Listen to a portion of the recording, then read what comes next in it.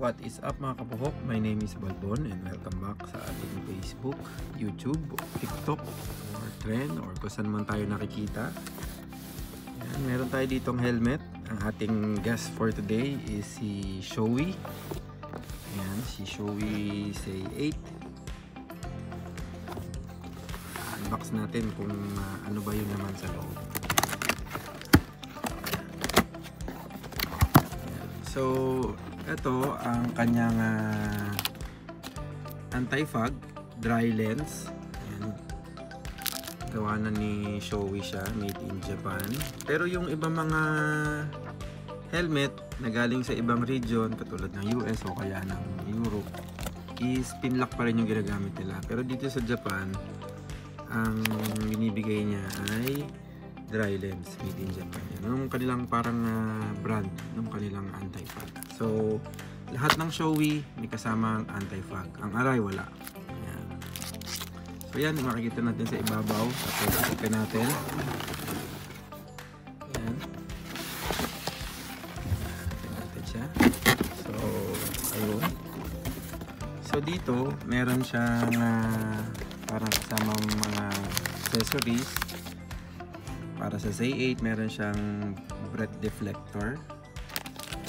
Meron din siyang kasamang chin guard para sa mas quiet na ride. Kung gusto nyo ilagay, pwede nyo ilagay. Kung ayaw nyo naman, wala din problema. Optional lang po ito. Tsaka din ito isa, optional din. So, ito meron siyang kasamang lubricant. Meron din siyang kasamang spare para sa anti-fog na pin. Kasi yung iba nito napuputol sa katagalan. So meron siyang replacement. Meron palang replacement ng Say 8. So may kasama rin siyang 2 pieces na authentic na sticker. Ayun na nga, ito na yung ating helmet. Yan, may kasama siyang, of course, dust bag. Itong helmet na to ay bagong labas lang ng Shoei. Ito yung Gundam series. Gundam Origin. So marami tong kulay merong red, merong blue, may green, merong green, violet at saka violet. So yung ibang kulay saka pa lang ilalabas. Pero ang unang nilabas ay ito at saka yung white, red at saka green ang unang nilabas nila. So yun, mga mahilig sa Gundam, ito yung team niya. May konting yellow sa ibabaw, blue at saka red. Yan yung distinct color ng mga Gundam Yan. Naging fan din ako ng Gundam. Pinanood ko dyan is Gundam G. Shining Gundam. Yan.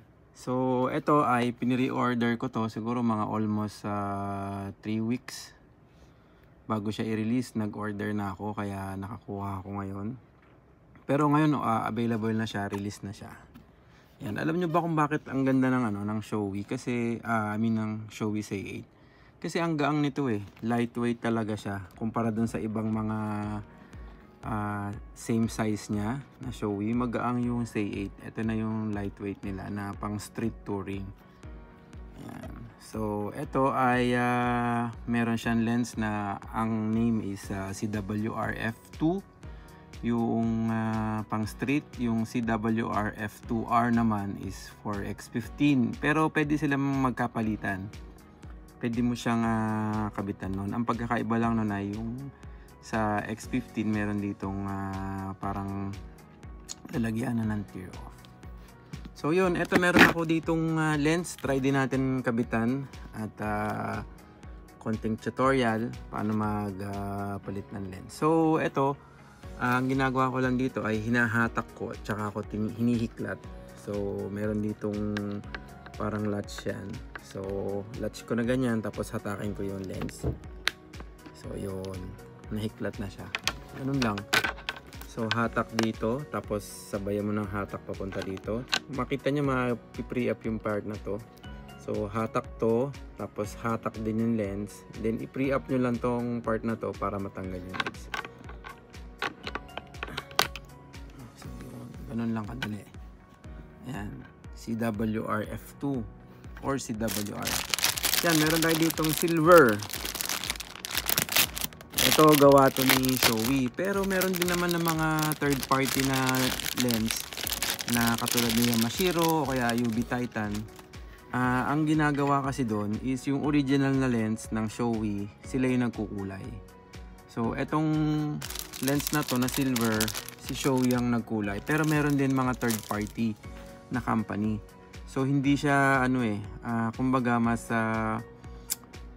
mataas yung level niya kumpara dun sa ibang mga lens na nabibili sa market na mga third party, kasi yung material na ginamit nila, yung pinaka base lens is original talaga. So mas maganda yung quality. So yun, dito tayo kakabit natin. Kung kanina ang goal natin is yung ma-pre-up yung nandito sa part na to para matanggal yung lens. Ngayon balik ta rin naman natin pagkakabit. Unahin natin yung nandito, yung parang pin dito, isulot natin. Then, tsaka natin hatakin, tsaka natin ibaba. Try natin So, ito muna yung unahin natin. Ito muna. Hanapin natin yung part na tatamaan niya. Yan, i-position ko na hatakin ko to. Tapos, tsaka ko ibaba. So, ang pagkabit naman, unahin nyo yung pin doon, hatak dito, tapos, ipasok nyo yung maliit na part na dito sa clear. Kung kanina bago natin tinanggal, ang goal natin is ma-pre-up tong part na to. So ang ginawa natin, hinatak natin yung sa baba, tapos hinatak natin yung lens, tapos tinaas natin. Sa pagkakabit naman, baliktad.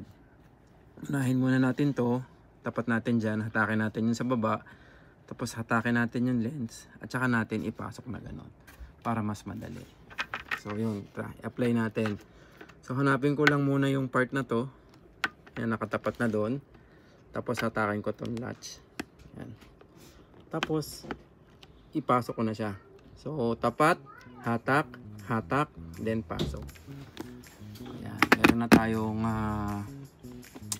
Gundam na silver. Ang pogi. Kuha na natin ng picture. So yun, sa mga may katanungan po, PM lang po kayo sa Helmet ni Balbon. Makikita niyo po ako sa YouTube, sa Facebook page, Instagram, meron din akong trend. So PM lang po kayo kung meron kayong kailangan at try po natin na magawa ng solusyon yung inyong mga pangangailangan sa helmet or gears. Yun, maraming salamat po. Ride safe. Peace out.